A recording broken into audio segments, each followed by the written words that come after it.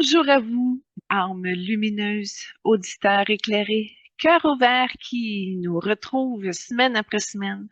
Bienvenue dans Évoluons avec l'âme des célébrités, l'émission où l'invisible se fait présence, où les maîtres se rapprochent, où les archétypes nous enseignent, où les âmes célèbres nous accompagnent dans notre propre évolution. Je suis Julie Leblanc, médium multidisciplinaire et votre animatrice consciente. C'est un bonheur profond de vous retrouver aujourd'hui pour cette émission très spéciale consacrée au Nouvel An chinois.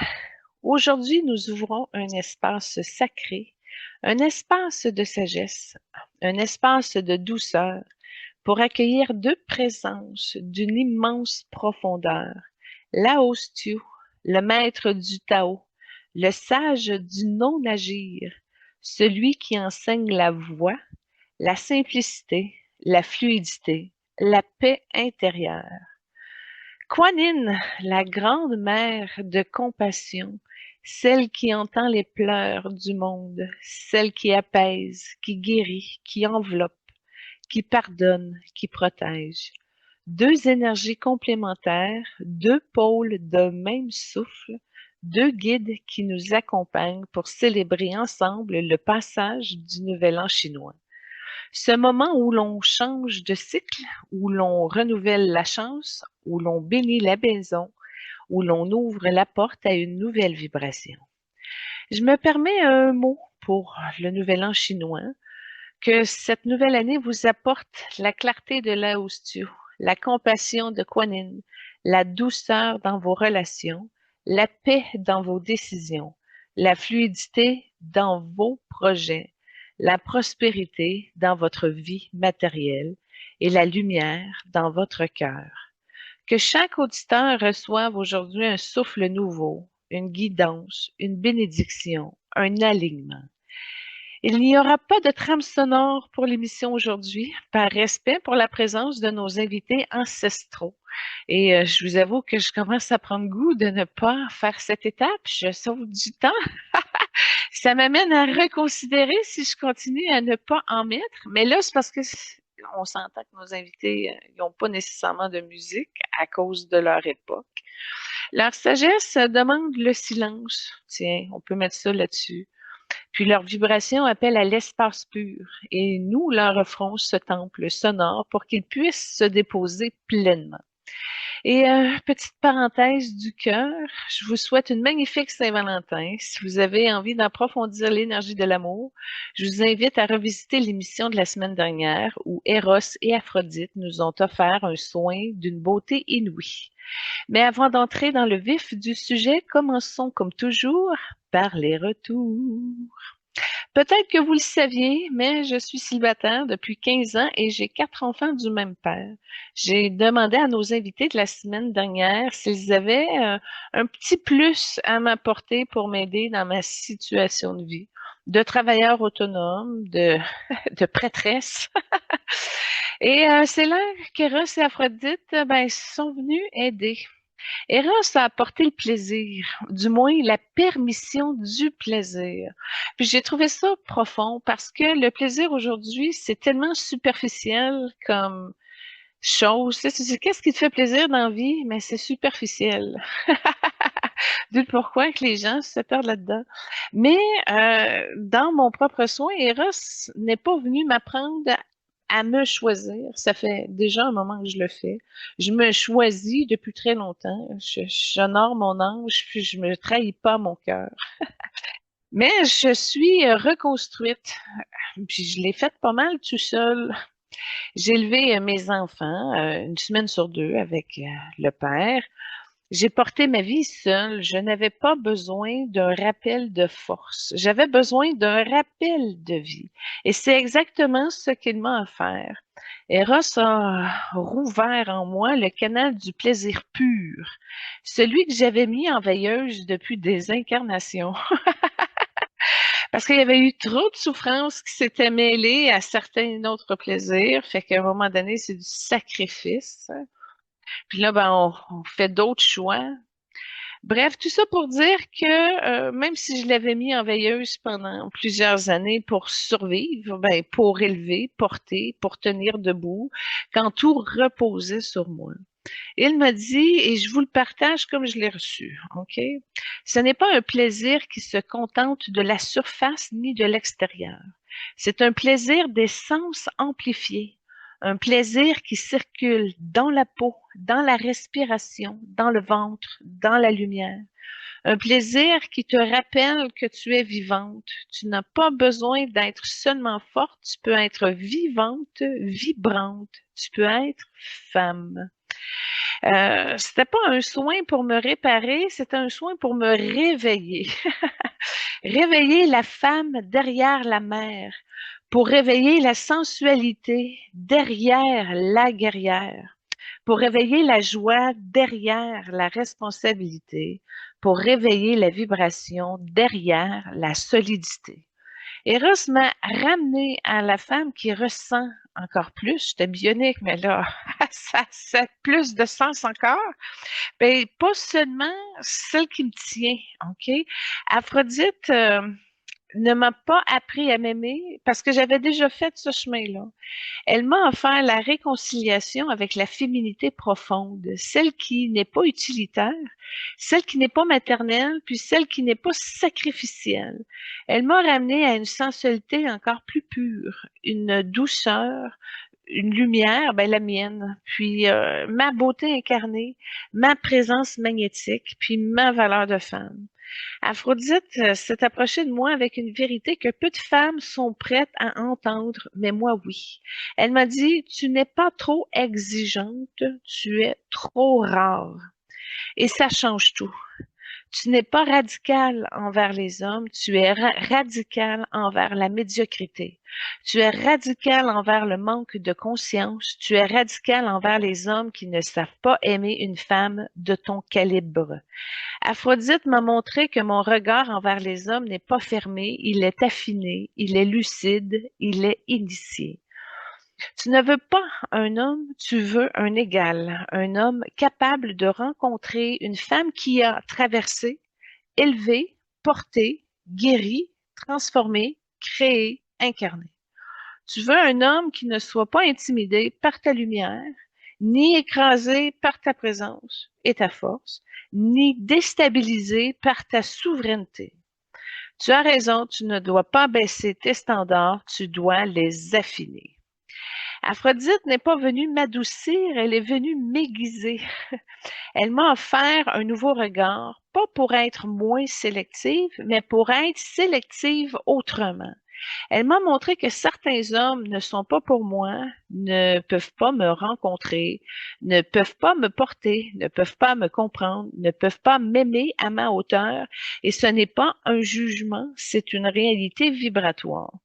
Puis Aphrodite dit, tu n'as pas besoin de regarder plus large, tu dois regarder plus haut. Elle m'a donné la permission d'être une déesse dans l'amour. Aphrodite m'a fait dire en affirmation solennelle de présence de qui je suis en mon cœur. J'accueille un homme conscient, stable, solide, qui sait aimer, qui sait recevoir une femme comme moi. Un homme qui ne fuit pas la profondeur, qui ne tremble pas devant devant la vérité, qui ne s'effondre pas devant la puissance. Et elle a dit, tu n'es pas difficile, tu es divine. Et une femme divine ne se contente pas, elle choisit, elle attend, elle attire, elle appelle, elle exige et elle reçoit. Tu n'as pas un problème avec les hommes, tu as un problème avec les hommes qui ne sont pas pour toi. Aphrodite m'a montré que mon radicalisme n'est pas une fermeture, mais une protection sacrée. Tu n'es pas contre les hommes, je suis contre les hommes immatures, incohérents, instables, immatures. Les hommes qui ne savent pas aimer, les hommes qui ne savent pas se tenir, les hommes qui ne savent pas honorer une femme. Et elle ajoute, tu n'as pas à changer ton regard, tu as à changer ta cible. L'homme que tu cherches n'est pas rare, il est rare pour celles qui ne se connaissent pas. Mais toi, tu te connais, alors tu trouveras. Ne baisse rien, ne change rien, affirme-toi, rayonne et laisse venir. Aphrodite m'a donné le droit d'être désiré, le droit d'être vu, le droit d'être touché, le droit d'être choisi, pas pour ce que je donne, mais pour ce que je suis. Puis Eros et Aphrodite, ensemble, m'ont offert un réalignement. Pas un homme, pas une promesse, pas une projection, mais le retour du chemin. Le chemin où je ne suis plus en attente, plus en protection, plus en survie, mais surtout plus en sacrifice de moi-même ou d'une partie de qui je suis.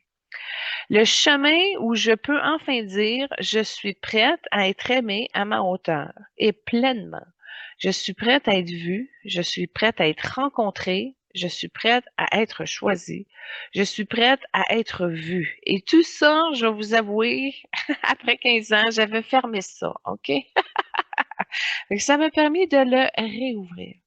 Mais ils m'ont ramené à la femme qui peut recevoir, pas seulement donner. Je ne suis pas dans l'attente, mais dans l'ouverture. Pas dans le manque, mais dans la disponibilité. Je ne suis pas en quête, mais dans la résonance. Je n'ai rien à chercher, rien à prouver, rien à réparer. Je n'ai qu'à m'ouvrir. Et l'amour viendra à ma hauteur, à ma vibration, à ma souveraineté. Alléluia, Amen. En tout cas, j'ai béni tout ça.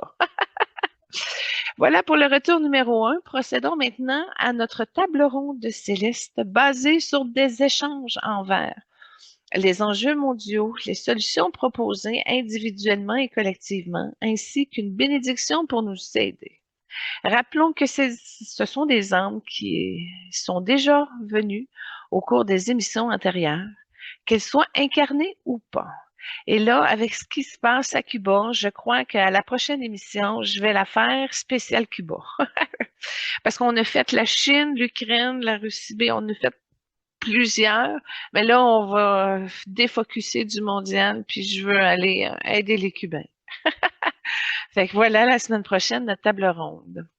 Bon, elle pulse doucement comme si elle reconnaissait déjà l'énergie qui approche, une énergie vive, chaleureuse, profondément humaine, une énergie qui ne cherche pas à impressionner, mais à rassembler. Et soudain, il apparaît, pas dans un éclat, pas dans un tonnerre, pas dans une posture héroïque. Il arrive comme il a toujours vécu, en mouvement, dans une fluidité naturelle, avec un sourire qui désarme et une présence qui apaise.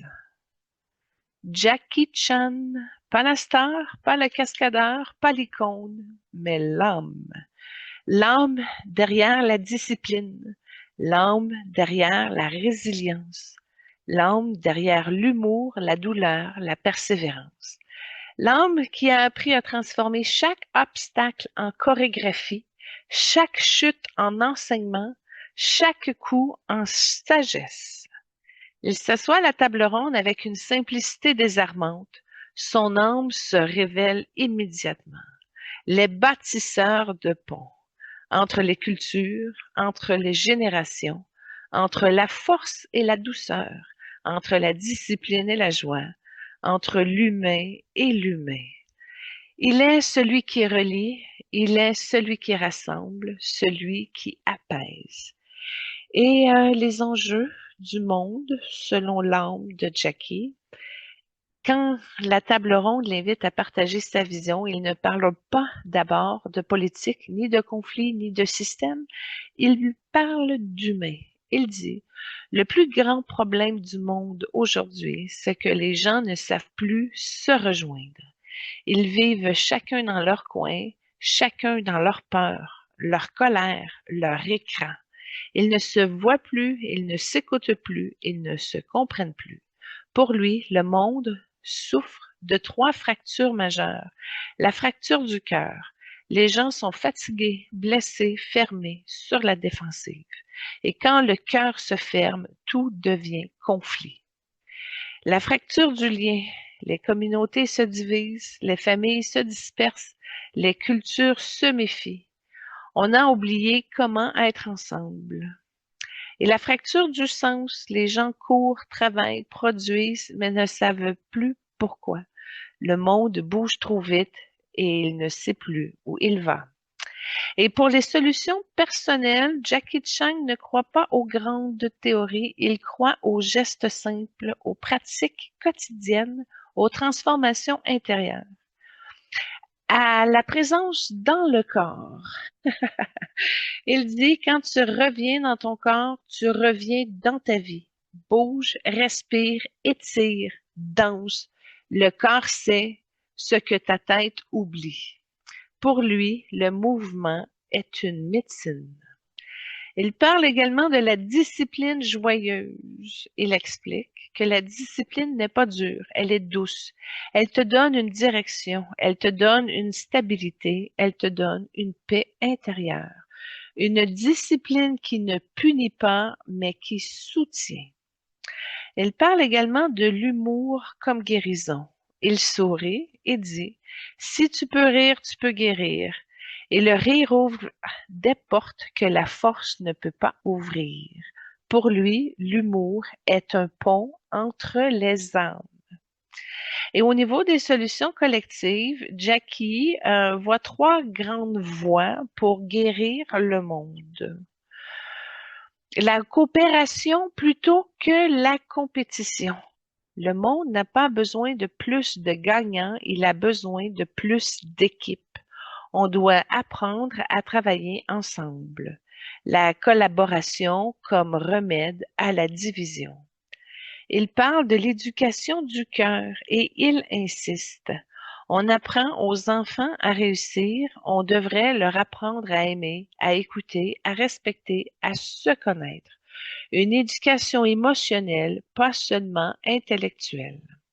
Il parle de la responsabilité partagée, que le monde ne changera pas grâce à un héros.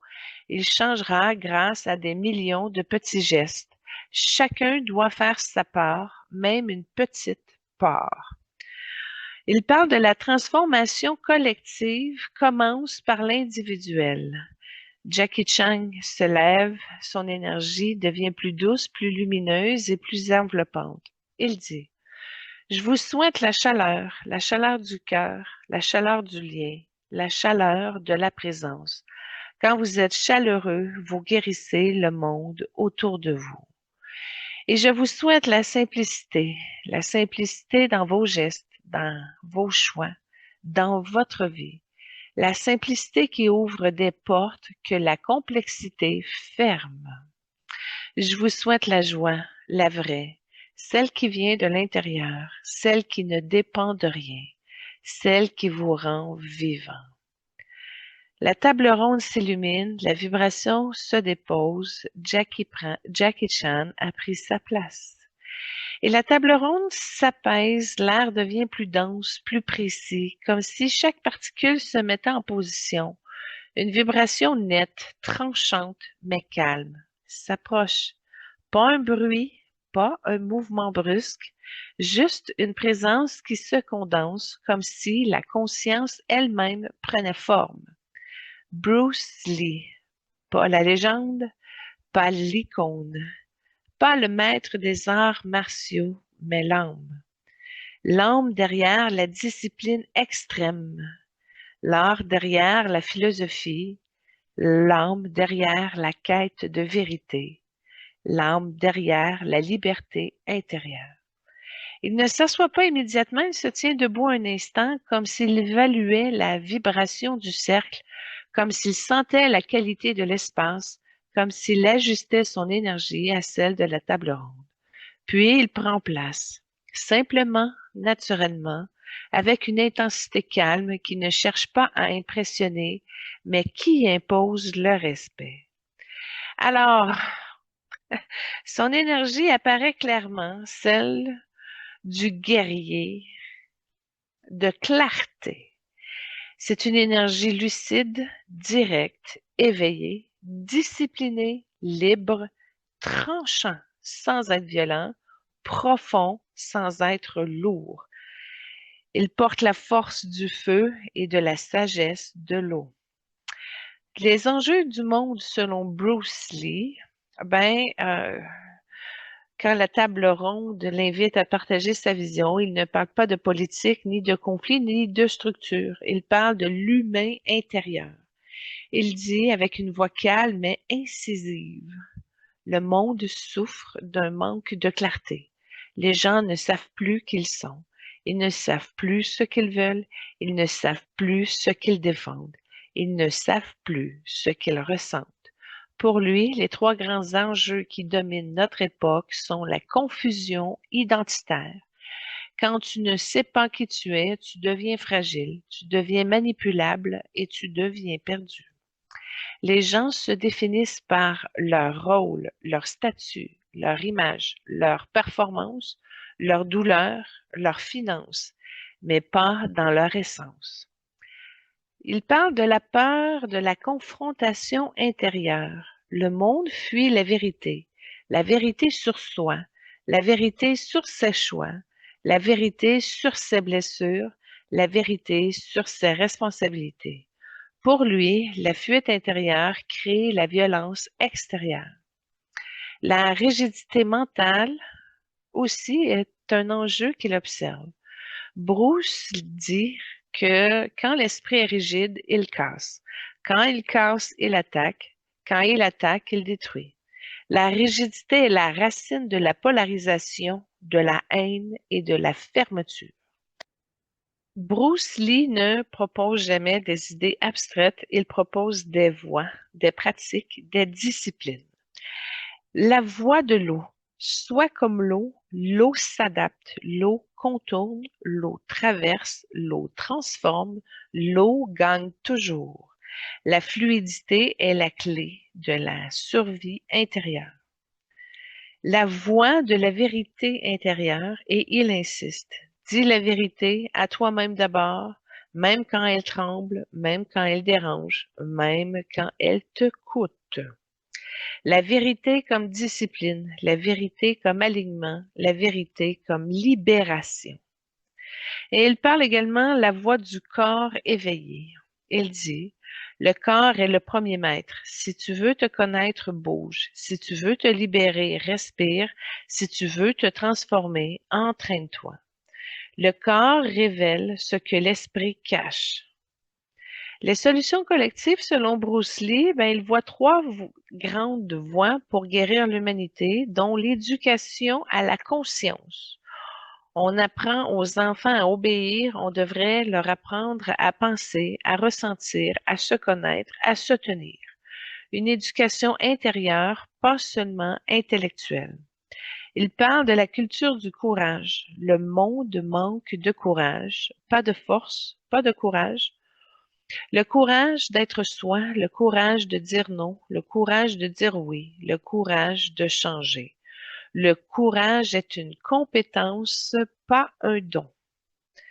La dissolution des extrêmes. Il dit, les extrêmes détruisent. La voie du milieu libère. La modération n'est pas tiède, elle est puissante, elle est stable, elle est vraie. La polarisation est un poison, la nuance est un remède. Bruce Lee se lève, son énergie devient plus dense, plus précise et vibrante. Il dit, je vous souhaite la clarté de savoir qui vous êtes, la clarté de savoir ce que vous voulez, de savoir ce que vous refusez, la clarté de marcher votre propre voie. Je vous souhaite la fluidité de l'eau, la fluidité du mouvement, la fluidité de l'esprit. Quand vous êtes fluide, rien ne peut vous arrêter. Et je vous souhaite la liberté, la vraie, celle qui vient de l'intérieur, celle que personne ne peut vous enlever, celle qui vous rend vivant.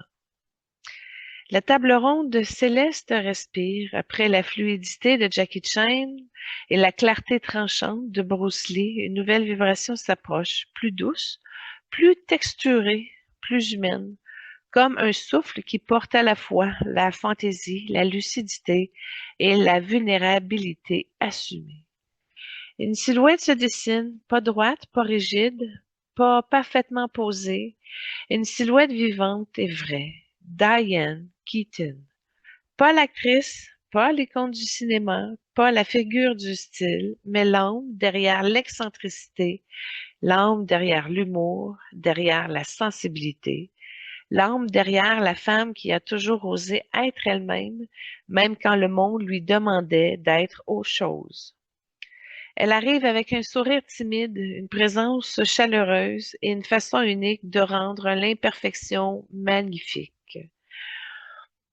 Et son énergie apparaît immédiatement comme une femme authentique, libre, sensible, lucide, créatrice, imparfaite et fière de l'être, courageuse dans sa vulnérabilité et profondément humaine. Elle s'assoit à la table ronde comme on s'assoit dans un salon avec naturel, humour, simplicité désarmante. Les enjeux du monde, selon Diane Keaton, la table ronde l'invite à partager sa vision. Elle ne parle pas en géopolitique, ni de système, ni de grandes théories. Elle parle de l'humain, mais sous un angle différent de Jackie ou Bruce. Elle dit, le plus grand problème du monde aujourd'hui, c'est que les gens ont peur d'être eux-mêmes. Ils se comparent, ils se jugent, ils se cachent, ils se déguisent, ils se perdent. Pour elle, le monde souffre de trois grandes blessures majeures. La peur du ridicule. Les gens ont tellement peur d'être jugés qu'ils n'osent plus être vrais. Ils n'osent plus être spontanés. Ils n'osent plus être imparfaits. Ils n'osent plus être vivants. La peur du regard des autres étouffe la créativité, la joie, la liberté intérieure et la spontanéité bienveillante. La solitude émotionnelle est aussi un enjeu. Elle observe des gens entourés mais seuls. Ils ne montrent pas ce qu'ils ressentent, ils ne disent pas ce qui les touche, ils ne partagent pas ce qui les blesse. Ils se protègent tellement qu'ils ne se rencontrent plus. La solitude n'est pas extérieure, mais elle est intérieure. Elle parle également de l'obsession de la perfection.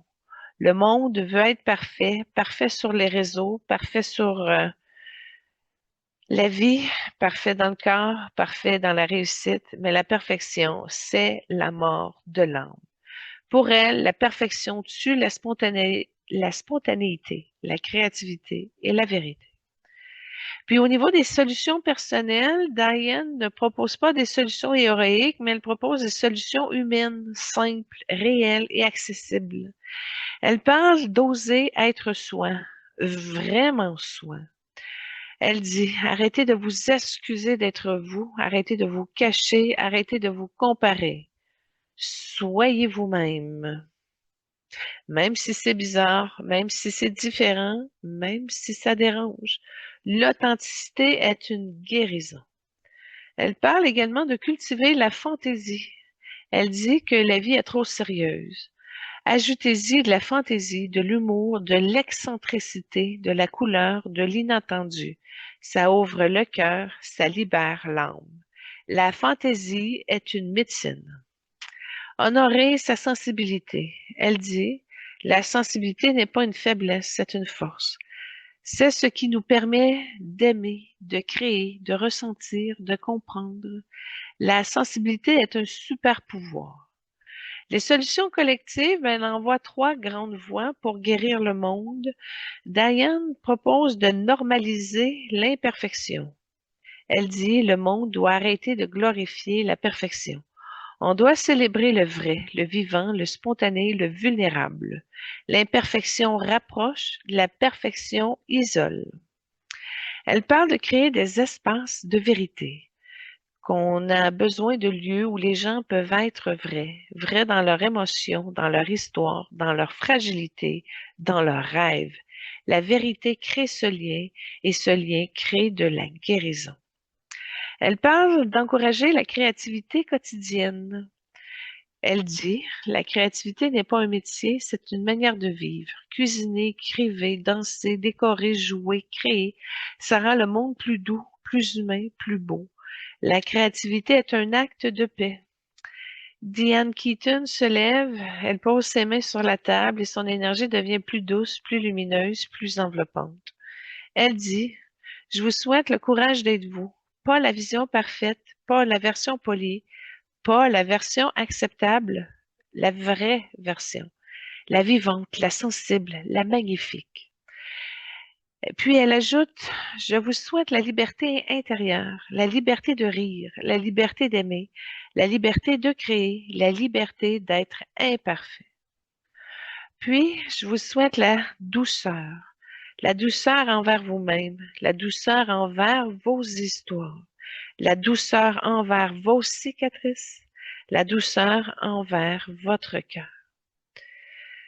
La table ronde se met à vibrer différemment, pas plus fort, pas plus vite, mais plus net, comme si l'air devenait plus tranchant, comme si la ligne entre la vie et la mort devenait plus fine, comme si la présence qui approche portait en elle une intensité rare, une vérité brute, une liberté indomptable. Une silhouette se forme, pas dans le bruit, pas dans la vitesse, mais dans une densité calme, comme si l'âme elle-même avait appris à ralentir après une vie passée à frôler la limite. Gilles Villeneuve, pas le pilote, pas la légende, pas l'icône nationale, mais l'âme. L'âme derrière le courage, l'âme derrière la passion, l'âme derrière la précision.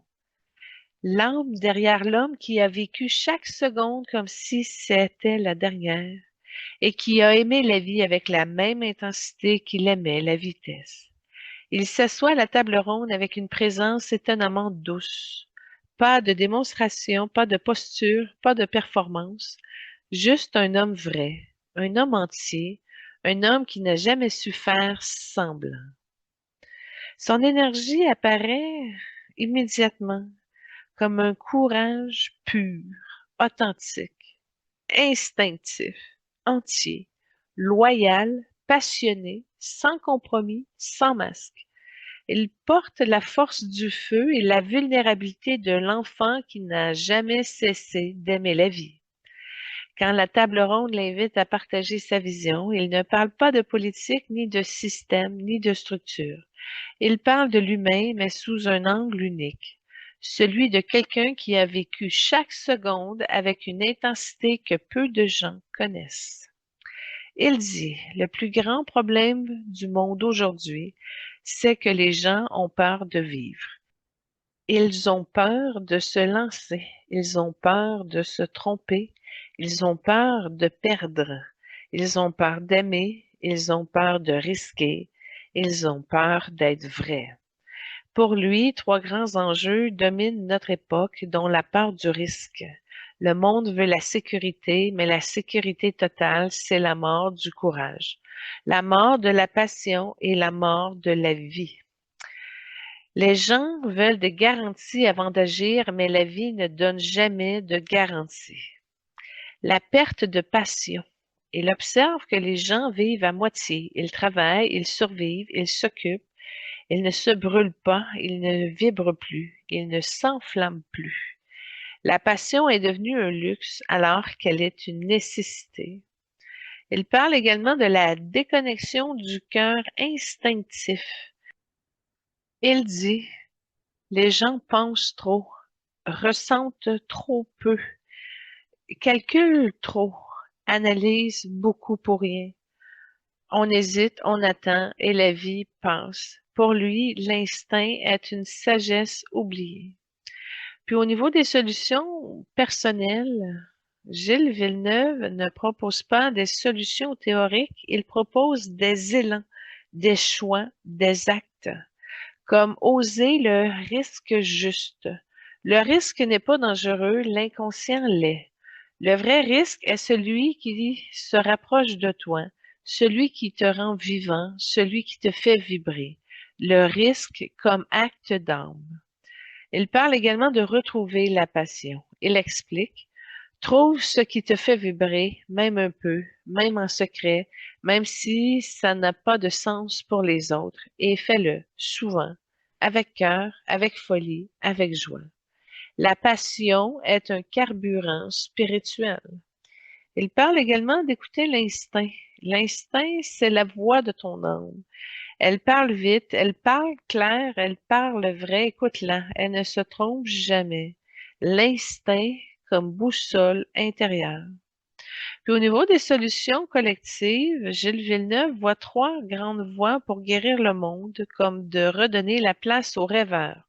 Le monde a besoin de gens qui rêvent grand, qui osent, qui tentent, qui créent, qui inventent, qui n'ont pas peur de se tromper. Les rêveurs sont les bâtisseurs du futur.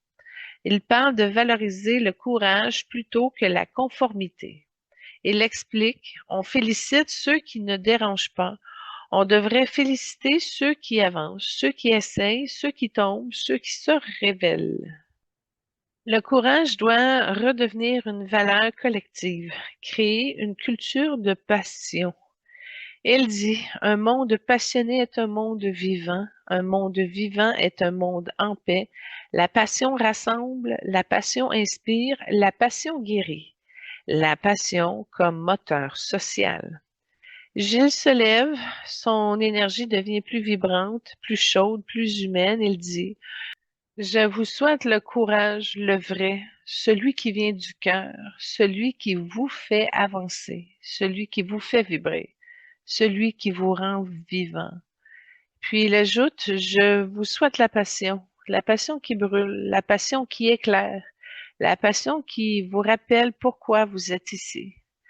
Et je vous souhaite l'instinct qui guide, l'instinct qui protège, l'instinct qui sait. Faites-lui confiance. Il vous mènera toujours là où vous devez être. La table ronde céleste se met à vibrer différemment, pas plus fort, pas plus vite, mais plus électrique, comme si l'air se changeait d'une tension créative, comme si les idées se mettaient à circuler avant même que la présence arrive, comme si l'espace lui-même anticipait une énergie qui ne fait jamais les choses comme les autres.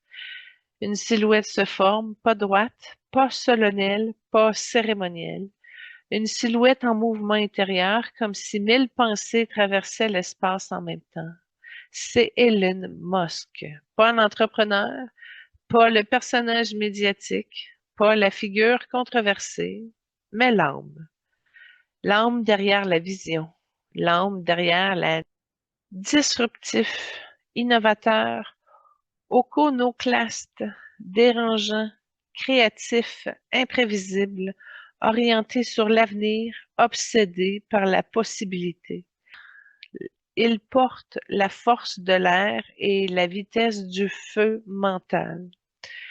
Les enjeux du monde, selon Elon Musk, la table ronde l'invite à partager sa vision. Il ne parle pas d'émotion, ni de psychologie, ni de relations humaines.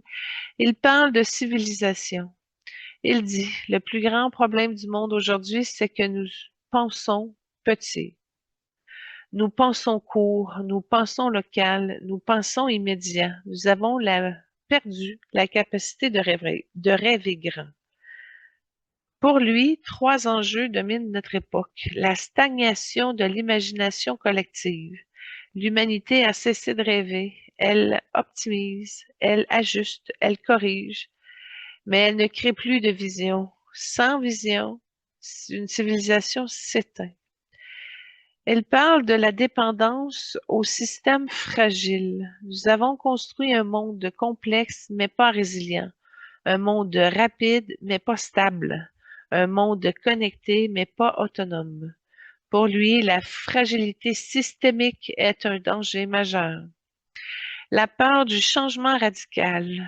Il dit que le monde veut évoluer, mais lentement, trop lentement. La peur du changement est plus dangereuse que le changement lui-même. Puis au niveau des solutions personnelles, M. Musk ne parle pas de méditation, ni de douceur, ni de guérison émotionnelle. Il parle d'audace intérieure, de penser grand. Vos rêves sont trop petits, vos ambitions sont trop prudentes, votre imagination est sous-utilisée, pensez plus grand, toujours plus grand. La grandeur comme discipline. Osez l'impossible. Il explique. Si une idée ne vous fait pas peur, elle n'est pas assez grande. Si elle ne semble pas impossible, c'est qu'elle n'est pas assez ambitieuse. L'impossible comme moteur. Il parle d'apprendre sans cesse. Il dit, le monde change vite. Vous devez changer plus vite. Apprenez, expérimentez, testez, échouez, recommencez. C'est comme ça qu'on avance. L'apprentissage comme survie. Puis au niveau des solutions collectives, Hélène voit trois grandes voies pour l'humanité. Il parle de réinventer les systèmes. Les systèmes actuels sont obsolètes, dit-il. Ils doivent être repensés, pas réparés, recréés, mais de zéro. La disruption comme nécessité. Développer la résilience globale. Il explique qu'une civilisation doit être capable de survivre à ses propres erreurs, à ses crises, à ses limites. Nous devenons Nous devons devenir plus résilients, individuellement et collectivement. Puis la résilience comme fondation. Elle parle de rallumer la vision collective. Il dit qu'une civilisation sans vision est une civilisation qui s'éteint. Nous devons rêver ensemble, imaginer ensemble et créer ensemble. La vision comme énergie vitale.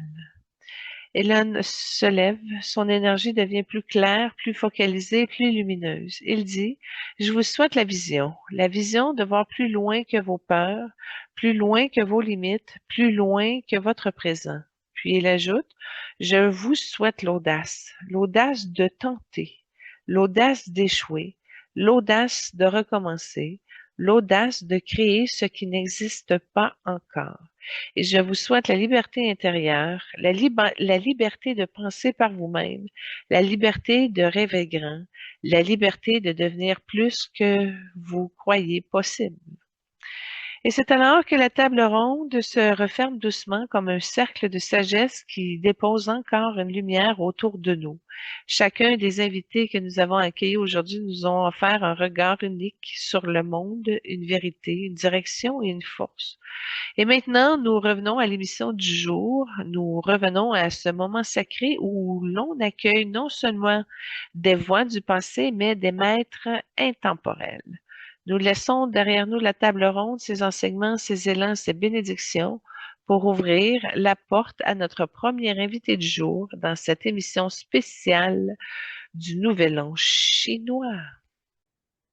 Alors, aujourd'hui, nous recevons l'âme d'un maître de sagesse, un maître de voix, V-O-I-E, et un maître de souffle, Lao Tzu. Alors, entrons avec lui. Entrer dans la vie d'un être dont l'existence se situe quelque part entre l'histoire, le mythe et la légende. Lao Tzu, le vieil enfant, le sage fondateur du taoïsme. Selon la tradition, Lao Tzu serait né il y a plus de 2500 ans dans le royaume de Chu, au sud de la Chine ancienne.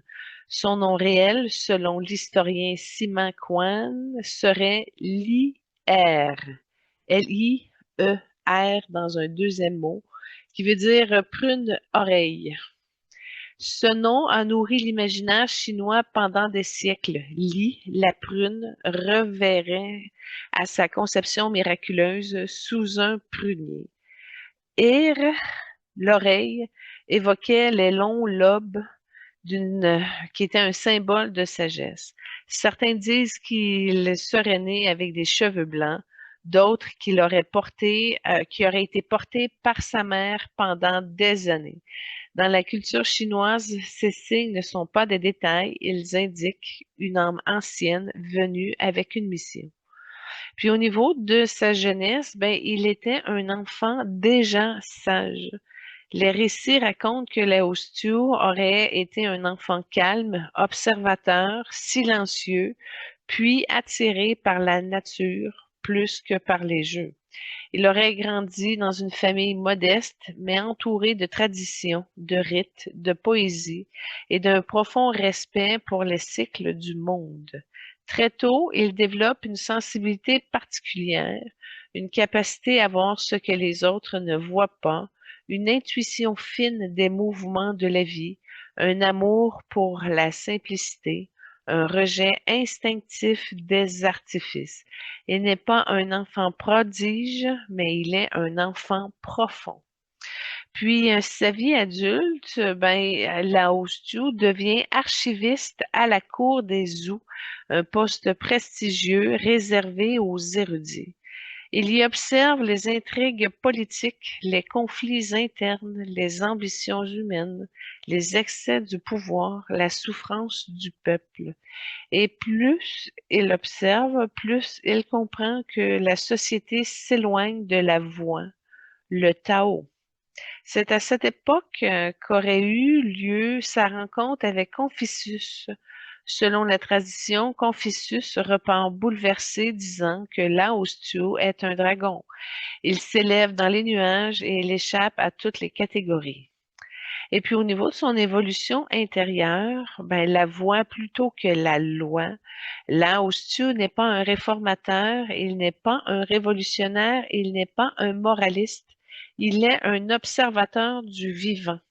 Il voit qu'on impose des règles, plus les gens se perdent. Plus on force, plus les choses se brisent, plus on contrôle, plus la vie se fige. Il comprend que la sagesse n'est pas dans l'effort, mais dans la fluidité, pas dans la volonté, mais dans le non-agir, pas dans la rigidité, mais dans la souplesse. Et cette vision deviendra le cœur du taoïsme. Il a une œuvre qui s'appelle le Dao Di Jing. Un jour, lassé du bruit du monde, Lao Tzu décide de partir. Il monte sur un buffle et se dirige vers l'ouest, vers les montagnes, vers le silence. Arrivé à la frontière, le gardien Zi Ying le reconnaît comme un sage et lui demande de laisser un enseignement avant de partir. Lao accepte. En quelques jours, il rédige un petit livre de 5500 caractères, le Dao de Jing, le livre de la voie et de la vertu. Un livre court mais immense. Un livre qui parle de la simplicité, de la nature, de la fluidité, de la douceur, la liberté intérieure, la puissance du vide et la sagesse du non-agir. Un livre qui deviendra l'un des textes les plus influents de l'histoire humaine. Puis au niveau de ses réalisations, ben, c'est un maître qui est devenu mythe. Après avoir remis son texte, Lao reprend sa route et disparaît. Personne ne sait où il est allé, personne ne sait s'il est mort, personne ne sait s'il est devenu ermite, sage ou immortel. Mais son influence, elle, ne disparaît pas.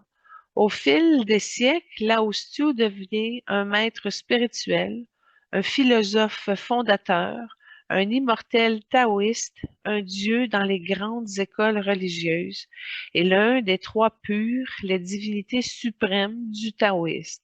Les empereurs Tang se proclameront même ses descendants.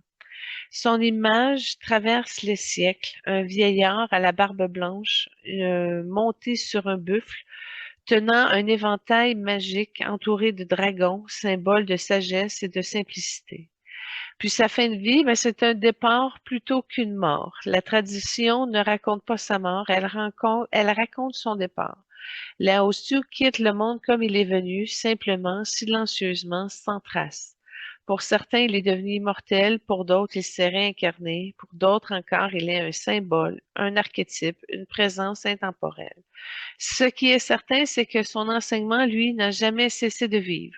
Du mystique, du sage, du dissolvant d'ego, du retour à l'unité, du non-agir, de la compassion, du vide fertile. C'est le cygne qui ne cherche pas à briller, mais à se dissoudre dans la voie. La simplicité, la lenteur, la paix intérieure, l'amour de la nature, la stabilité, la sagesse incarnée, c'est le maître qui enseigne par le silence, par la présence, par l'exemple. Alors, oui, le maître, le temps, la structure naturelle, la sobriété, la profondeur, la sagesse ancestrale, là-haut enseigne la loi naturelle, pas la loi humaine. Et on a parlé de mysticisme, de dissolution, d'unité, de la voix avec un E, le Tao. pour la voix, la simplicité, la sagesse, la dissolution de l'ego. C'est un ciel de maître, un ciel immortel, un ciel de voix. Et le sage de la contemplation, de la solitude, de la recherche intérieure, de la vérité cachée. Puis le maître spirituel de l'altruisme, de la compassion, de la dissolution, la fin d'un cycle et de l'universalité. Et puis la vibration du Dao De Jing, c'est plutôt au niveau de l'intuition, de la vision, de la guidance, de la connexion directe au subtil. Lao Tzu a transcendé son propre ego, a porté les vibrations du sage, du maître, du canal. C'est la triade des êtres qui ne viennent pas pour eux-mêmes, mais pour transmettre. Et puis au niveau de sa couleur d'âme, Lao Tzu est blanc doré. Blanc pour la vacuité, le vide, la pureté, l'espace. Et le doré pour la sagesse, la lumière intérieure, la connaissance intemporelle. Puis le blanc doré est la couleur des êtres qui enseignent par la soustraction, pas par accumulation. C'est la couleur des maîtres qui disent moins c'est plus. Le vide est plein, la simplicité est la voix. Lao Tzu appartient à la famille d'âmes des guides de voix. Ce sont des âmes qui enseignent par la présence, qui incarnent par la simplicité, qui ramènent les humains à l'essentiel, qui dissolvent l'ego, qui ouvrent la conscience et qui transmettent les lois naturelles. Cette famille d'âmes n'est pas là pour convaincre, elle est là pour rappeler. Rappeler ce que l'âme sait déjà, rappeler la voix, rappeler la nature profonde. Puis j'ai regardé au niveau des incarnations, j'ai vu un ermite taoïste, anonyme, évidemment, des sages sans nom dans les montagnes qui enseignaient à quelques disciples, des maîtres de calligraphie ou de la poésie, toujours dans la simplicité, toujours dans la voix. J'ai vu également des moines bouddhistes Shan. Le zen porte une vibration très proche du Tao. Puis des guides spirituels non incarnés, des présences qui inspirent des textes des maîtres des courants. Puis des êtres de transition dans une autre culture, toujours dans le sage, le silencieux, le minimaliste, le maître de la voix naturelle. Là-haut n'est pas une âme qui revient pour faire du bruit, elle revient pour rappeler la simplicité. Et la table ronde céleste se fait soudain plus silencieuse, pas un silence vide, mais un silence plein. Un silence qui respire, qui contient tout. L'air devient plus léger, comme si la densité du monde se dissolvait, comme si quelque chose ou quelqu'un approchait sans mouvement, sans bruit, sans intention. Et puis, il est là, pas en marchant, pas en apparaissant, pas en se manifestant. Il est lent comme la brise, l'eau qui glisse, comme la lumière qui se dépose.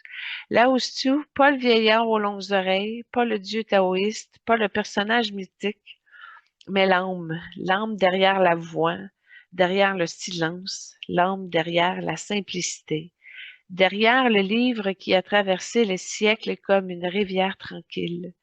Il ne s'assoit pas, il se pose, comme une plume, comme un souffle, comme une évidence. Puis son énergie apparaît immédiatement en le maître de la voix, V-O-I-E. Simple, fluide, silencieux, profond, insaisissable, intemporel, libre. Il porte la douceur de l'eau et la sagesse de l'eau et la douceur du vent. Il ne prend pas de place, il libère de la place. Il ne parle pas encore, mais sa présence parle déjà. Quand la table l'invite à partager sa vision, il ne répond pas tout de suite. Il laisse un espace de calme, un espace qui recentre, un espace qui ramène à soi. Puis il dit, d'une voix douce, presque murmurée, le monde souffre parce qu'il s'est éloigné de la voix. Il veut contrôler ce qui doit être libre. Il veut forcer ce qui doit être souple. Il veut posséder ce qui doit circuler. Il veut savoir ce qui doit être vécu. Et pour lui, les trois grands déséquilibres de notre époque sont l'excès de volonté. Les humains veulent trop, ils veulent vite, ils veulent fort, ils veulent haut. Mais la voix ne se force pas, elle se suit. L'excès de volonté crée de la souffrance.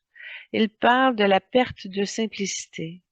Il observe que le monde est devenu compliqué. Trop de mots, trop de règles, trop de bruit, trop de désirs.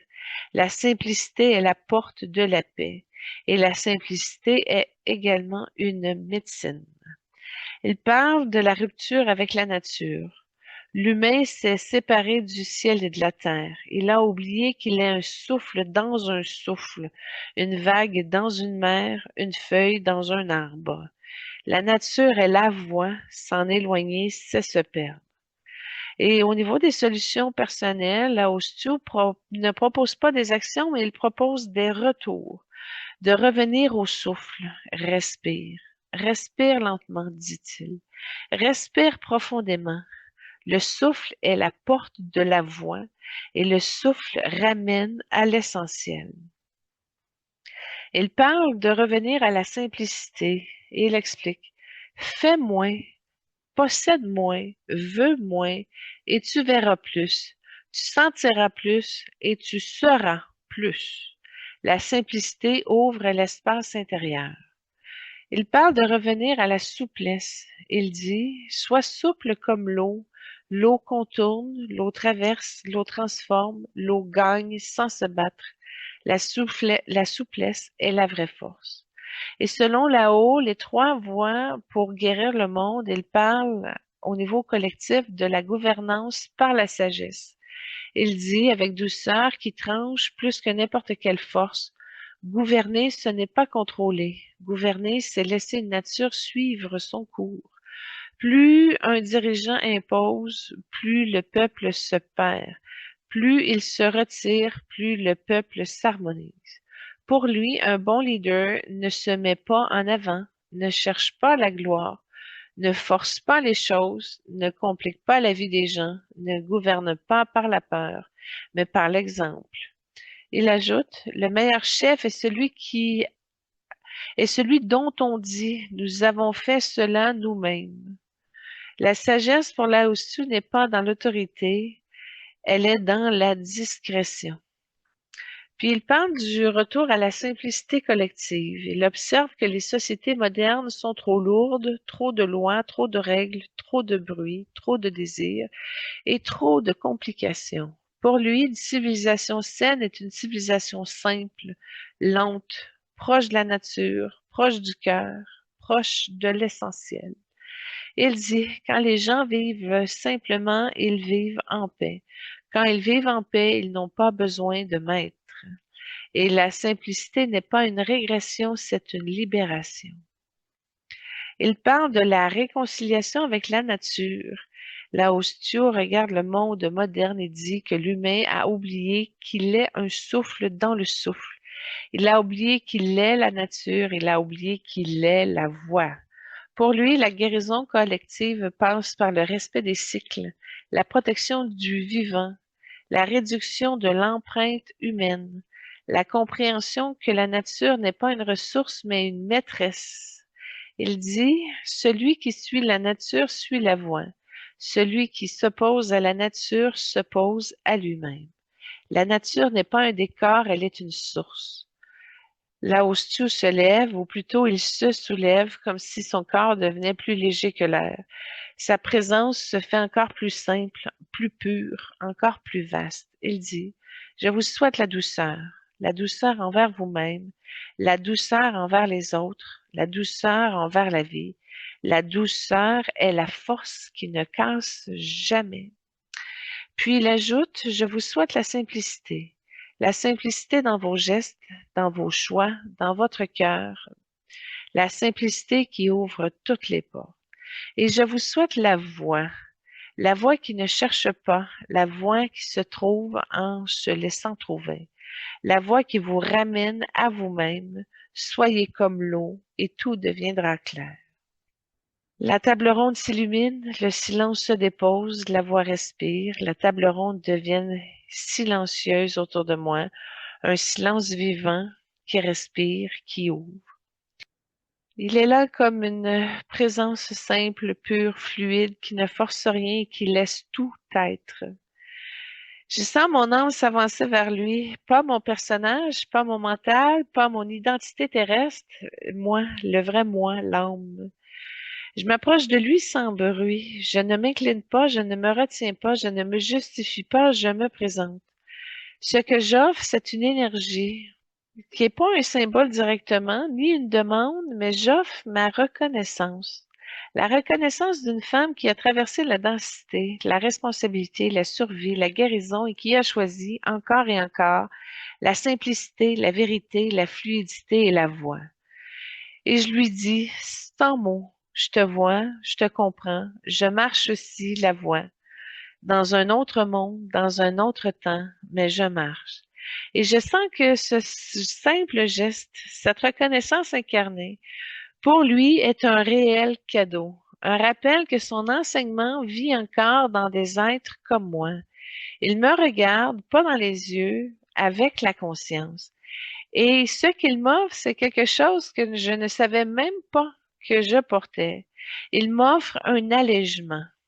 Je sens qu'il retire de moi la pression de devoir tenir, la charge de devoir porter, la responsabilité excessive, le besoin de contrôler, le réflexe de forcer, la tension de faire, la rigidité de soutenir le monde.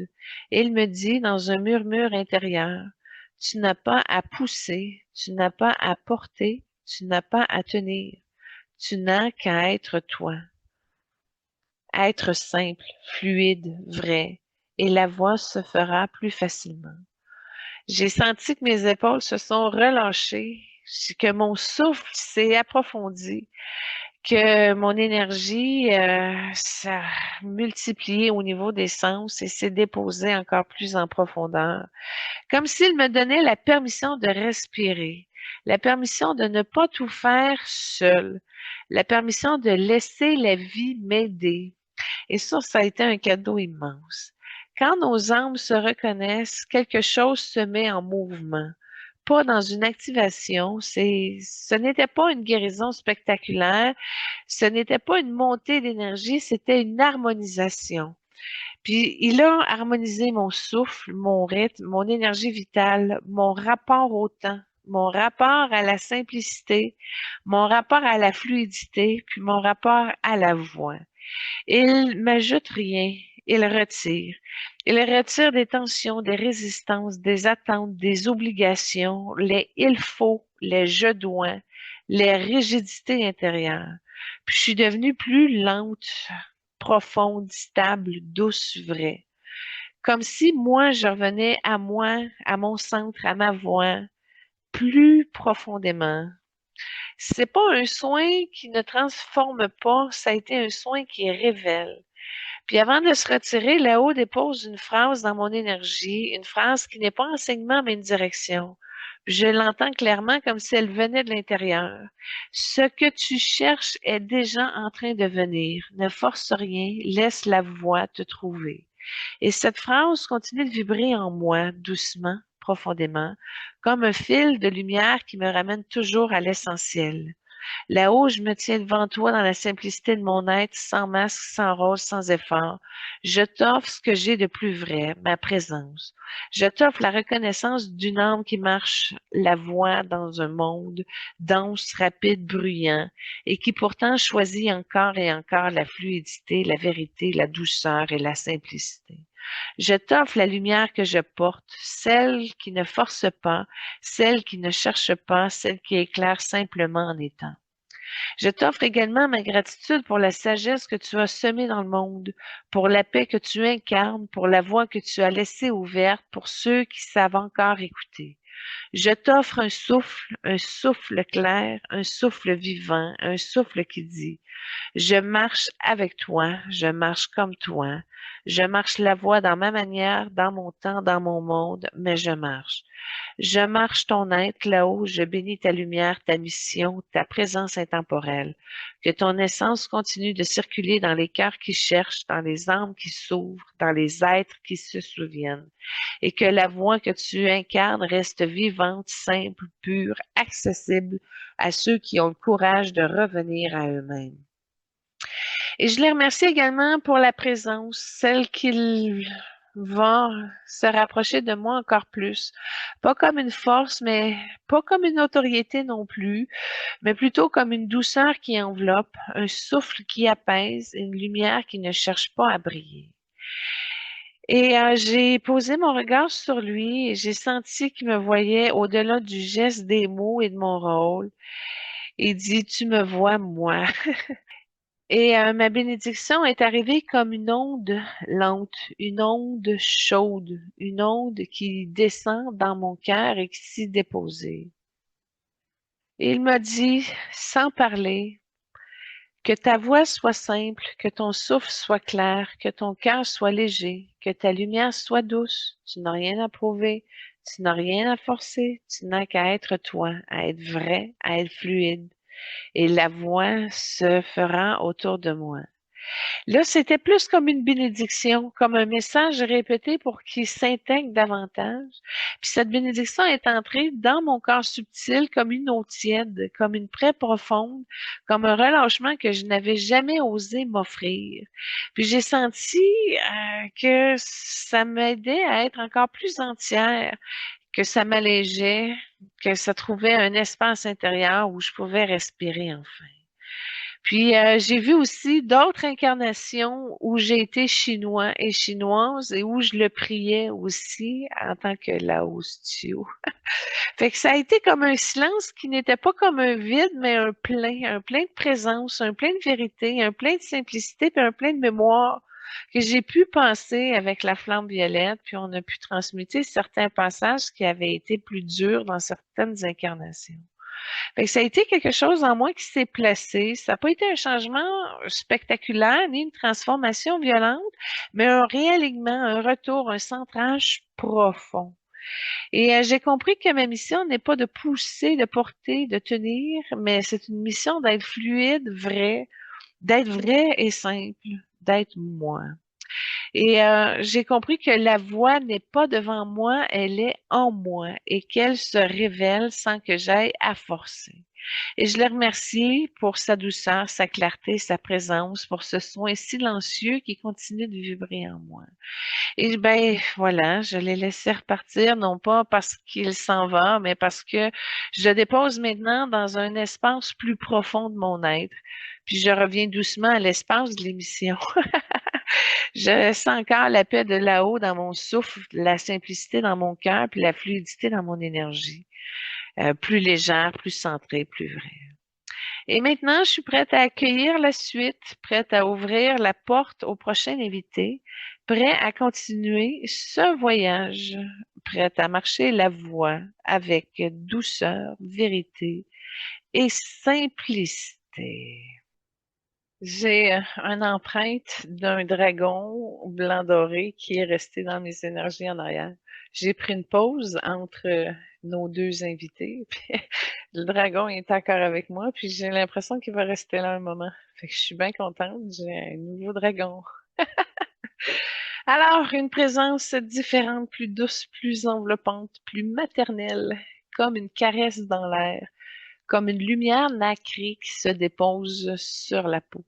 Nous changeons de fréquence, nous passons à la sagesse de la voix, à la compassion du cœur, une vibration féminine ouverte, infiniment bienveillante qui s'avance sans jamais imposer, sans jamais brusquer, sans jamais prendre trop de place. Une présence qui ne vient pas enseigner mais soulager, qui ne vient pas guider mais accueillir, qui ne vient pas parler mais écouter. Je reconnais cette énergie, je la connais depuis longtemps. Elle m'a accompagnée dans les moments où je croyais être seule. Elle m'a tenue quand je ne savais plus comment me tenir. Elle m'a vue quand je ne savais plus comment me voir. C'est elle, Kuan Yin. La mère de la compassion, la déesse de la miséricorde, la gardienne des larmes, la protectrice des cœurs fatigués, la voix qui apaise, la main qui soutient, le souffle qui guérit. Son approche est comme une vague douce, comme un baume, comme une chaleur qui s'ouvre dans la poitrine, et je suis prête à l'accueillir. Alors, commençons par la présentation de cette grande âme. Et je dis merci à notre recherchiste Lynn Gagné, en passant, pour ses parties matières avec ses recherches pour chacun de nos invités. Alors, Kuan Yin n'est pas seulement une figure religieuse, elle est un archétype vivant, une présence qui traverse les siècles, les cultures, les traditions. Son histoire est un pont entre l'humain et le divin, entre la souffrance et la compassion, entre la terre et le ciel. Selon la légende la plus répandue, Kuan Yin naît sous le nom de Miao Shan, fille du roi Miazo Huang et la reine Bao Ying. Elle a deux sœurs, mais dès son enfance, elle se distingue par sa douceur, sa compassion, son refus de la violence, sa sensibilité aux souffrances des autres, sa capacité à apaiser les êtres autour d'elle. Alors que ses sœurs sont élevées pour devenir princesses, Mao Shan, elle, porte déjà la vibration d'une âme ancienne. Très jeune, Miao Shan refuse les privilèges de la cour. Elle ne veut ni richesse, ni pouvoir, ni mariage arrangé. Elle veut soulager la souffrance. Et quand son père tente de la marier, elle refuse. Elle demande à devenir nonne, non pas pour fuir le monde, mais pour mieux servir les êtres. Le roi, furieux, l'envoie dans un monastère en ordonnant aux nonnes de lui rendre la vie impossible. Mais Miao Shan ne se plaint pas, ne résiste pas, ne se brise pas. Elle transforme chaque épreuve en compassion, chaque difficulté en prière, chaque injustice en lumière. Le roi, exaspéré par sa détermination, fait incendier le monastère. Miao Shan prie, la pluie tombe, le feu s'éteint. Alors il ordonne son exécution. Mais le ciel veille sur elle, son corps est protégé, son âme est emportée dans l'autre monde. Là, elle visite les 18 enfers, et partout où elle passe, les supplices cessent, les damnés retrouvent la paix, les gardiens tremblent, l'enfer devient lumière. Effrayés par sa puissance de compassion, les gardiens la renvoient sur terre. De retour dans son corps, Miao Shan est guidée par un être mystérieux qui se révèle être le Tathagata, le Bouddha primordial. Il l'amène au mont Putuo, l'île sacrée où elle pourra méditer et prier pour tous les êtres. Elle y reste 9 ans, dans une pratique si profonde qu'elle devient la reine du Bodhisattva, celle qui entend les pleurs du monde. Et c'est là qu'elle devient Kuan Yin, la Bodhisattva de la compassion infinie. Un jour, son père tombe gravement malade. Un moine lui dit que seul un remède fait d'un œil et d'un bras d'une personne pure peut la sauver. Le roi envoie le message au mont Putuo sans savoir que la sainte personne est sa propre fille. Kuan Yin accepte sans hésiter. Elle offre son bras, elle offre son œil, elle sauve son père. Quand le roi découvre la vérité, il s'effondre, demande pardon et reconnaît enfin la grandeur de sa fille. Il lui fait construire un temple sur la montagne. Son œuvre, la compassion infinie. Kuan Yin fait alors un vœu immense. Elle dit, je ne deviendrai pas Bouddha que lorsque tous les êtres seront libérés de la souffrance. Et ce vœu la lie à la compassion, la guérison, la protection, la maternité spirituelle, la libération des karmas, l'écoute des pleurs du monde. Et elle devient la protectrice des marins, la guérisseuse des malades, la mère des orphelins, la consolatrice des cœurs brisés, la gardienne des femmes, la donneuse d'enfants, la liberté des âmes perdues. Elle prend des 1000 formes, dont 33 principales et 7 formes ésotériques majeures. Elle peut apparaître en femme, en homme, en enfant, en vieille dame, en prostituée, en guerrière, en déesse, en bodhisattva aux 1000 bras. Elle prend la forme dont tu as besoin, pas celle que tu attends.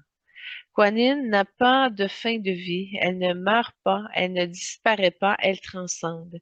Elle devient une présence intemporelle, un principe vivant, une énergie qui continue d'agir dans le monde.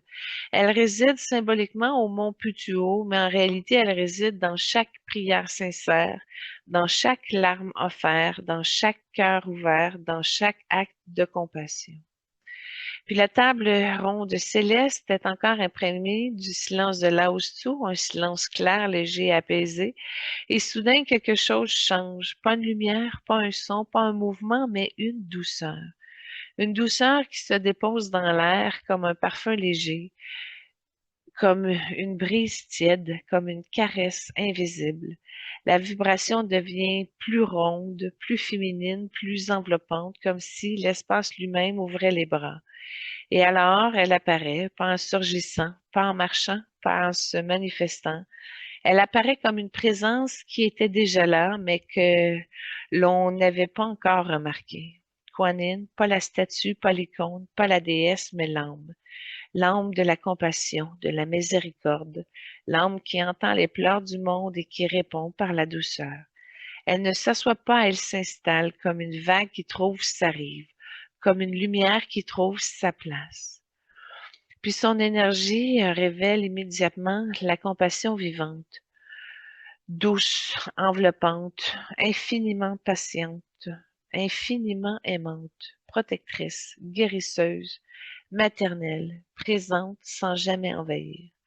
Elle porte la lumière nacrée de la lune et la fluidité de l'eau. Elle ne prend pas de place, elle crée de la place. Elle ne parle pas encore, mais sa présence parle déjà. L'atmosphère change autour de la table. Avec elle, la table ronde devient plus chaude, plus tendre, plus humaine, plus intime. Les autres invités, même les plus puissants, se déposent un peu plus, parce que Kuan Yin n'impose rien, elle apaise. Elle n'enseigne pas, elle console. Elle ne guide pas, elle accompagne. Et sa présence touche mon cœur avant son esprit. Quand elle tourne son regard vers moi, ce n'est pas un regard qui analyse, qui juge, qui évalue. C'est un regard qui comprend. Un regard qui dit, je t'ai entendu, je t'ai vu, je t'ai tenu dans les moments où tu te croyais seul. Je suis toujours là pour celui et celle qui le prie. Et il y a quelque chose en moi qui a relâché, une tension ancienne, une fatigue profonde, une charge que je portais depuis trop longtemps. Elle n'a rien dit, elle n'a rien fait, elle est là et c'est suffisant. Son énergie se dépose dans la table comme un baume. Là où Lao Tzu apportait la paix, Kuan Yin apporte la tendresse. Là où Bruce Lee apportait la vérité, Kuan Yin apporte la guérison. Là où Jackie apportait la joie, Kuan Yin apporte la douceur. Là où Gilles Villeneuve apportait le courage, Kuan Yin apporte la protection. Elle est la vague qui apaise le feu, la lune qui adoucit la nuit, les mains qui tiennent sans serrer. Elle est la présence qui aime sans condition. Elle prend sa place sans jamais la prendre. Kuan Yin s'assoit enfin sur un lotus qui n'était pas là une seconde plus tôt, mais qui semble avoir toujours existé. Elle incline légèrement la tête comme pour dire, je suis ici avec vous, je suis ici pour toi, je suis ici pour le monde. Et la table ronde devient un sanctuaire. Quand Kuan Yin prend la parole, ce n'est pas une voix qui résonne, c'est une voix qui apaise. Elle ne parle pas du monde comme d'un problème, elle parle du monde comme un cœur brisé. Elle dit, le monde souffre d'un manque de douceur. Les êtres ont oublié comment se parler, comment s'écouter, comment se tenir, comment se comprendre. La violence n'est pas dans les actes, elle est dans les cœurs fatigués. Elle est dans les cœurs qui n'ont pas entendu, dans les cœurs qui n'ont pas été aimés. Pour elle, les enjeux mondiaux ne sont pas politiques, ils sont émotionnels. Elle voit la solitude, la peur, la déconnexion, la dureté, la fatigue collective, la perte de sens, la perte de compassion. Elle dit, le monde ne manque pas de solutions, il manque de douceur, il manque de cœur, il manque de compassion. Kuan Yin me regarde et je sens que ce qu'elle dit s'adresse à chaque être humain. Commence par toi, commence par ton cœur, commence par ta douceur. Tu ne peux pas guérir le monde si tu te traites avec dureté. Elle propose 3 gestes simples, la douceur envers soi, se parler avec tendresse, se pardonner, se reposer, se respecter. Elle parle de la compassion envers les autres, d'écouter sans corriger, comprendre sans juger, aimer sans condition. Puis au niveau de la présence également, être là, vraiment là, être soi, être avec l'autre, être avec la vie. Puis elle dit, la compassion n'est pas un acte, c'est une manière d'être. Puis au niveau de ces solutions collectives, Kwanine voit 3 voies pour guérir la société, dont la réconciliation émotionnelle, de créer des espaces où les gens peuvent parler, pleurer, être entendus, être vus, être accueillis. Un peuple qui ne peut pas pleurer ne peut pas aimer. La douceur dans les structures. Elle parle d'une société qui protège les vulnérables, qui respecte les vivants, qui valorise la compassion, qui honore la sensibilité, qui soutient les familles, qui apaise les conflits. Et elle parle également de l'éducation du cœur. Elle dit, on enseigne aux enfants à penser, on doit leur enseigner à aimer. Pour elle, la compassion est une technologie spirituelle, une force, une intelligence, une solution. Quand elle se tourne vers moi, je vois une vague chaude monter dans ma poitrine, une vague rose nacrée, une vague qui ne pousse pas, qui ne force pas, mais qui guérit. Mon cœur s'est ouvert, ma respiration s'est approfondie, mes émotions se sont déposées, ma sensibilité est devenue une force, ma douceur est devenue comme un pouvoir. Et elle me dit, tu n'as pas à être forte tout le temps. Ta douceur est ta puissance. Ta sensibilité est ton don. Ton cœur est ton temple. Et j'ai senti cette phrase rentrer dans mon corps comme une lumière chaude. Et je me suis permis, je lui ai offert ma vulnérabilité, ma vérité, ma fatigue, ma lumière, mon cœur sans masque. Et je lui ai dit, voici moi, le vrai moi, sans protection, sans armure, sans rôle. Puis elle m'a offert, en retour, elle m'a donné la permission d'être douce avec moi-même. Elle me transmis un genre de sa paix, de sa tendresse, de sa guérison du cœur. Elle m'a dit, tu es aimé, tu es tenu, tu es vu, tu es soutenu. Kwanine incline la tête et je sens sa bénédiction descendre sur moi comme une pluie de lumière douce. Puis elle dit, à vous aussi en passant, que votre cœur soit léger, que votre chemin soit doux, que votre âme soit libre. Je bénis votre sensibilité, votre compassion, votre lumière. Et elle me dit, tu es une guérisseuse, Julie, et le monde a besoin de ton cœur. Puis je l'ai remerciée parce que Kwanine vient m'aider souvent en consultation, en soins. Elle vient également plaider mes causes au niveau du consul karmique quand je demande des allègements de karma pour moi ou pour les autres.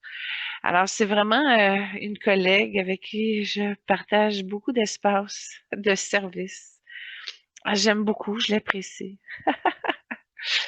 Bref, si on continue un petit peu une lecture de ces énergies et que la table ronde se referme, Kwanine n'est pas une figure historique au sens strict. Elle est dans un archétype, une présence, une énergie.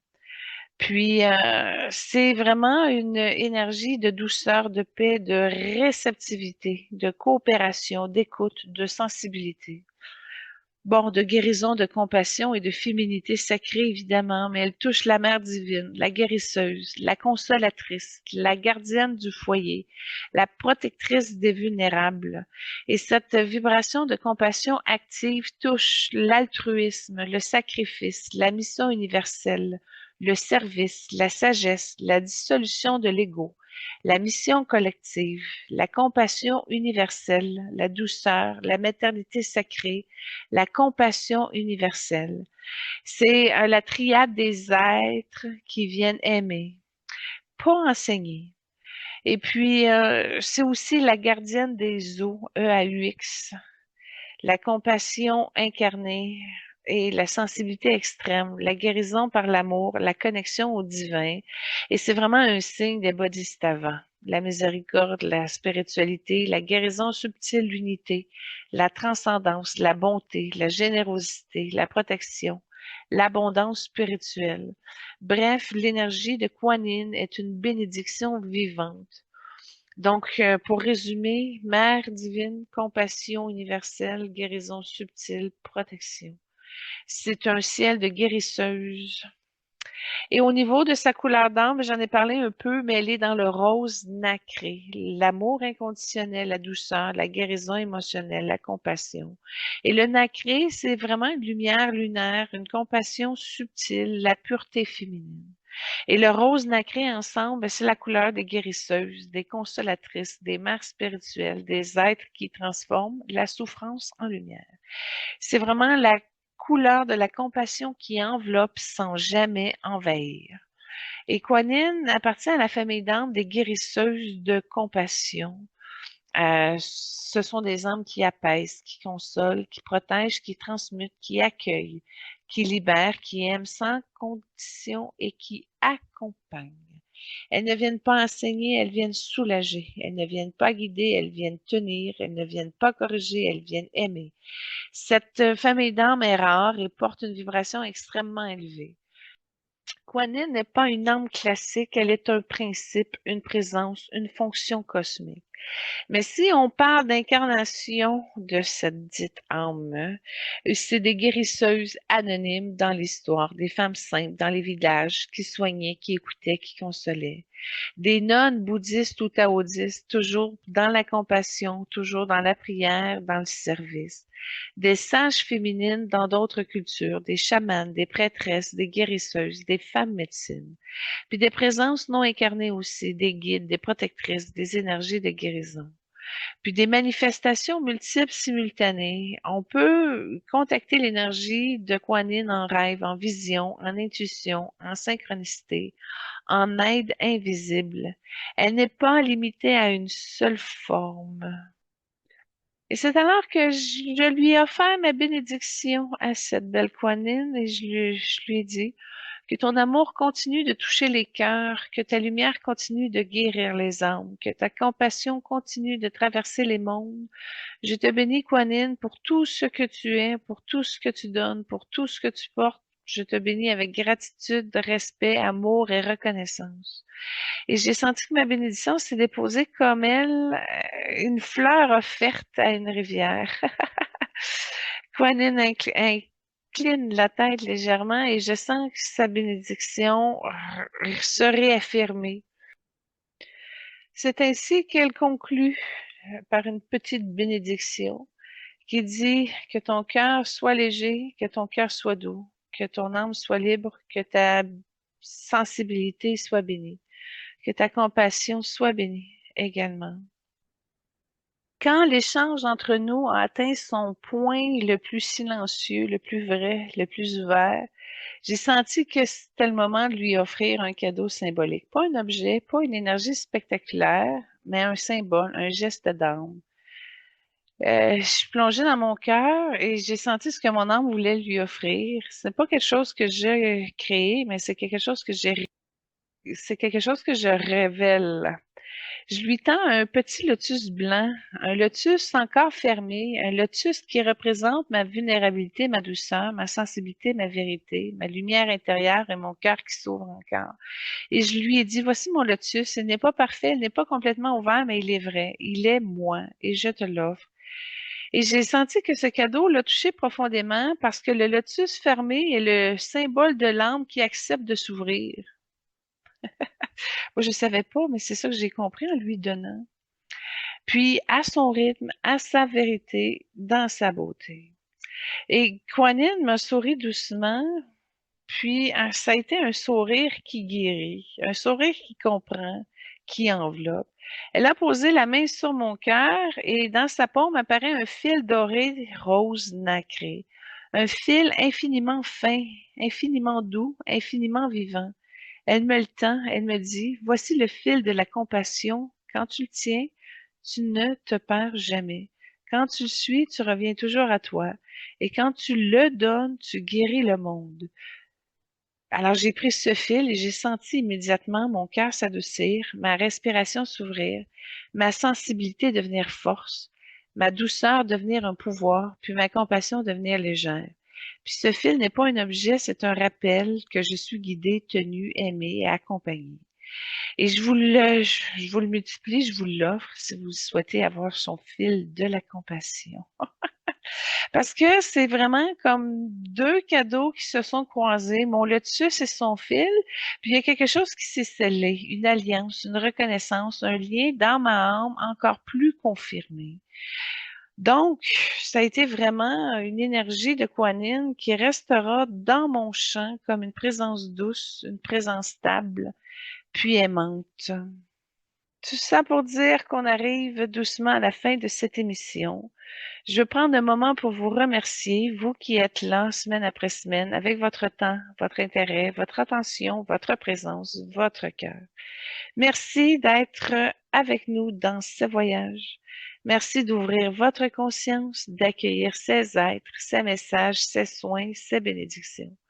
Je veux aussi remercier toute l'équipe du Focus Group pour leur précieuse collaboration, soutien, rigueur et amour pour le projet d'émission avec évoluons avec l'âme des célébrités. Sans vous, cette émission ne serait pas ce qu'elle est. Merci également à vous tous qui partagez l'émission sur vos réseaux sociaux, qui aimez notre chaîne YouTube et notre page Facebook émission Évoluons avec l'âme des célébrités. Votre soutien fait une réelle différence. Vous contribuez à faire circuler la lumière, la sagesse et la guérison. Je vous rappelle que vous pouvez me consulter personnellement pour un accompagnement, un retour à soi, une guidance, un soin ou un éclairage sur votre propre chemin.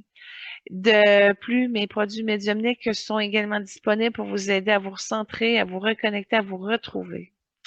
La semaine prochaine, nous recevons Beethoven et Bach, deux géants, deux âmes monumentales, deux vibrations qui ont façonné la musique, la sensibilité et même la conscience humaine. Ce sera un moment puissant, profond et vibratoire. En attendant, je souhaite une magnifique Saint-Valentin et une douce fête de l'amour. Et même si vous êtes seul, même si vous n'avez pas de Valentin officiel, offrez-vous la douceur de choisir quelqu'un à qui donner un geste de gentillesse, un petit mot, un sourire, un chocolat, un message, quelque chose de simple et de gentil. Moi, cette année, j'ai choisi d'offrir un cadeau à chacun de mes enfants parce que l'amour, ça se donne, ça se crée, ça se cultive. Alors, je vous embrasse, je vous bénis et je vous dis à la semaine prochaine pour un autre voyage, une autre rencontre et une autre élévation. Soyez bénis. Namasté.